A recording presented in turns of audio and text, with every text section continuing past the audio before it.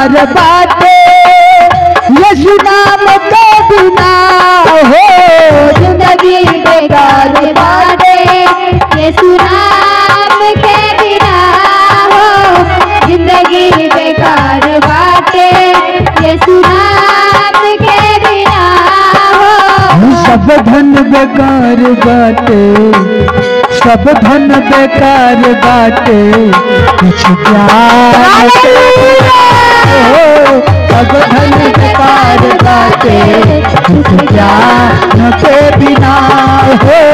सब धन बेकार बाटे कुछ ज्ञान के बिना हो। सब धन बेकार बाटे कुछ ज्ञान के बिना हो। सब धन बेकार बाटे कुछ ज्ञान के बिना हो।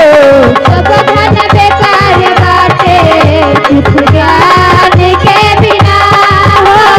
सब धन बेकार बाटे कुछ ज्ञान के बिना हो। जिंदगी बेकार बाटे यीशु नाम के बिना हो।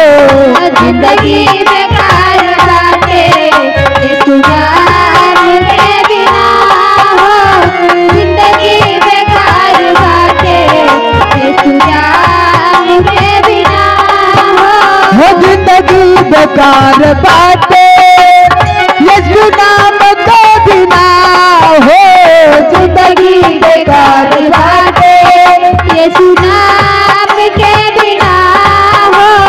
जिंदगी बेकार बाटे यीशु नाम के बिना हो। सब कुछ बेकार बाटे, सब कुछ बेकार बाटे कुछ ज्ञान हो। सब कुछ बेकार बाटे कुछ ज्ञान के बिना हो। सब कुछ बेकार बाटे कुछ ज्ञान के बिना हो। सब कुछ बेकार बाटे कुछ ज्ञान के बिना हो। सब कुछ बेकार बाटे कुछ ज्ञान के बिना हो। सब कुछ बेकार बाटे कुछ ज्ञान के बिना हो। सब कुछ बेकार बाटे कुछ ज्ञान के बिना हो। प्रभु यीशु मसीह की जोरदार ताली से परमेश्वर के नाम से स्वागत